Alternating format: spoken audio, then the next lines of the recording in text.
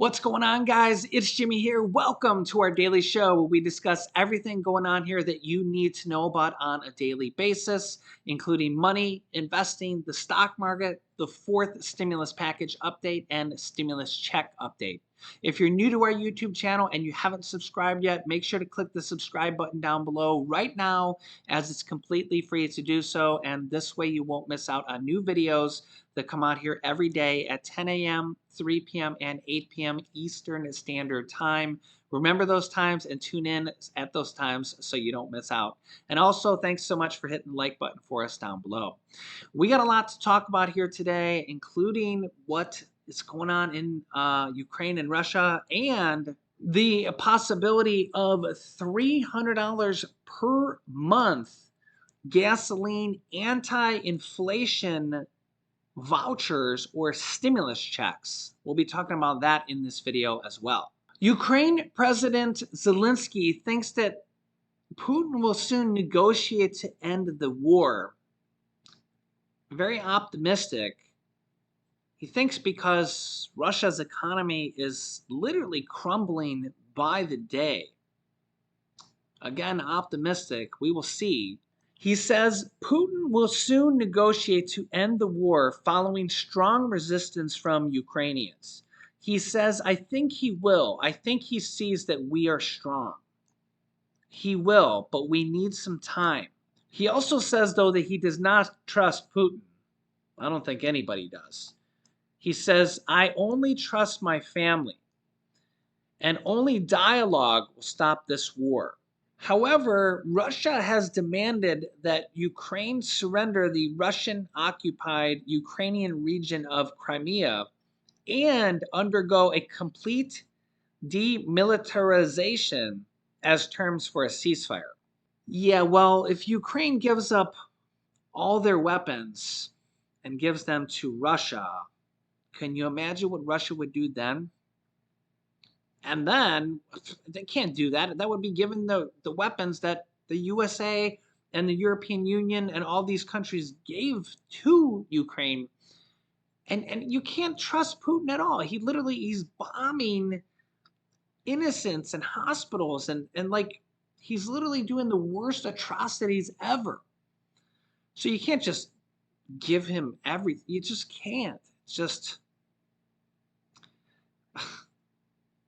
I mean, let me know your thoughts here. I just don't see it. Meanwhile, the Kremlin says that Russia's economy is in shock as their dollar, the ruble, has now fallen over 50%. Their stock market, the Moscow Stock Exchange, remains closed, and they could potentially default as well. Yeah, so imagine an entire country defaulting on its debt. That's what Russia could potentially be doing here within the next few days. And honestly, I mean, you can see the headline here. I don't think Russia or Putin planned for any of this before the war started. They plan to just take over Ukraine within a few days, or for Ukraine to just surrender and lay down their arms because, Russia's military was so great. And honestly, when Putin took over Crimea, none of this really happened. He had sanctions put on him, and that was that. And he got Crimea.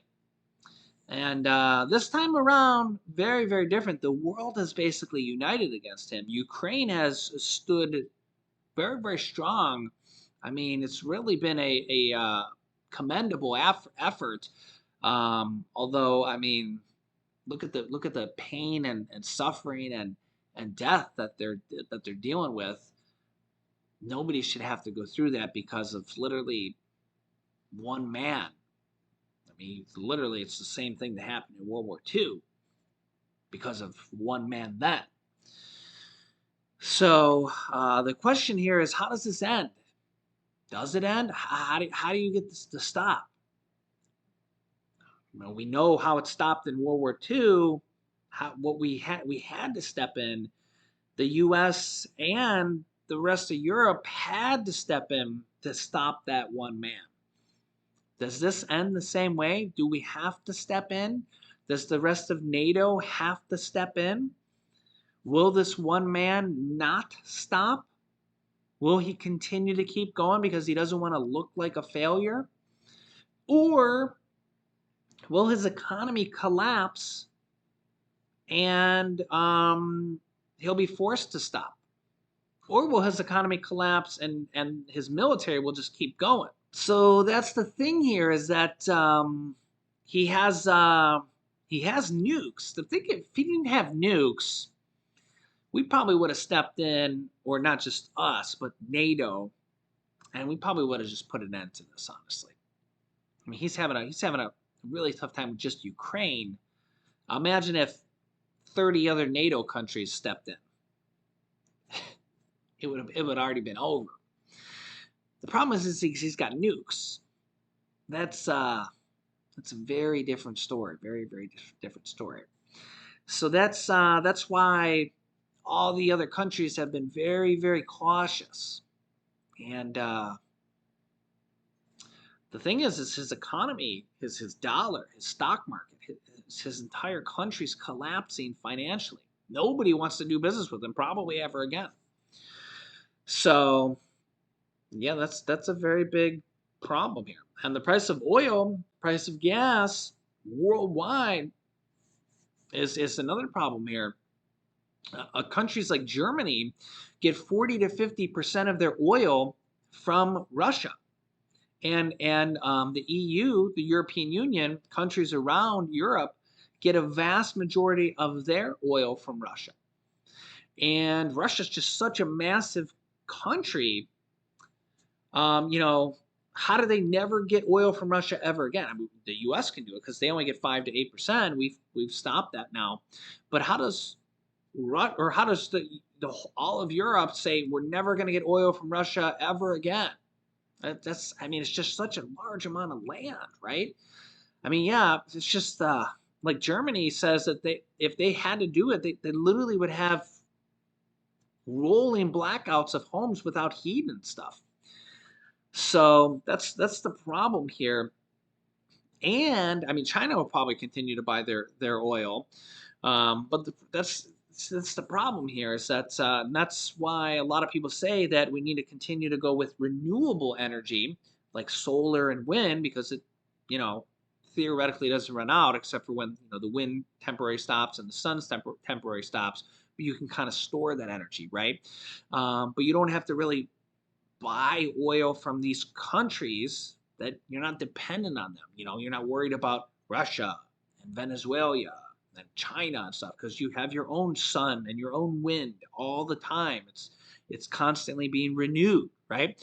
So if you can start to build those things and get your own oil in addition, and you just kind of build that infrastructure for that new stuff in addition, it'll just kind of add to your infrastructure. You have your oil, you have your coal, you have your solar and your wind power. And you just kind of, you have your, your hydrogen, you just kind of add to all that stuff. So you have infrastructure and all these things, right? So when the sun goes down, all right, we have our other stuff.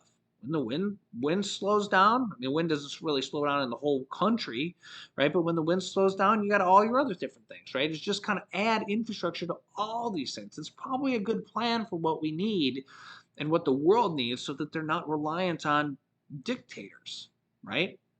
Because of things like this, the Kremlin, Russia, tells the United States to await response to the economic war that Russia says that the United States has brought upon them. And I mean, it's just well, what about the war that you brought on Ukraine, Russia? That's okay. So anyways, what about the economic war that you brought upon Americans here with the price of gas? What about that? Meanwhile, we have, as you can see here, gasoline vouchers worth $300 a month Some economists back new government aid as prices at the pump soar. And this comes because we have a bunch of different kind of proposals here. We have Democrats unveil plan to issue quarterly checks by taxing oil companies posting huge profits. Democrats unveil plans to issue quarterly checks to Americans by taxing oil companies.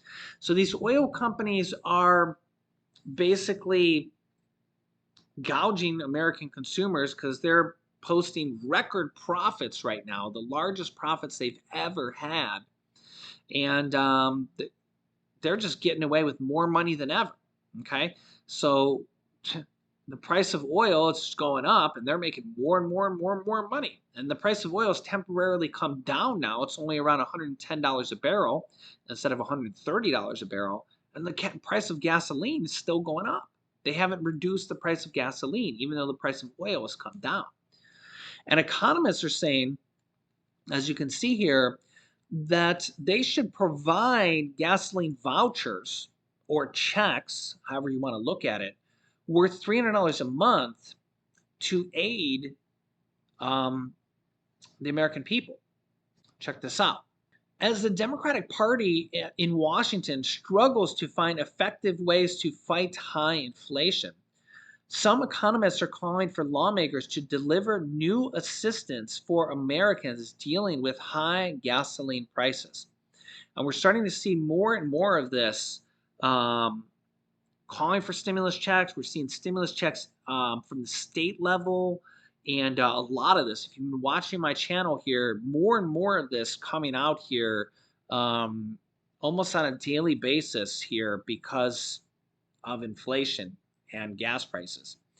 Quote, if I were Democratic leadership in the House, I'd bring forward a bill to give $50 billion of gas price relief to low income households and defy Republicans to vote against it.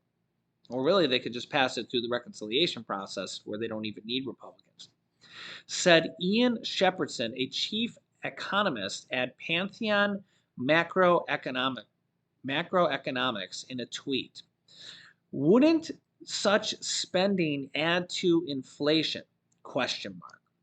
Shepherdson pushed back after a critic suggested exactly that, with the Economist saying that it would not because a $50 billion outlay accounts to just 0.2% of U.S. GDP.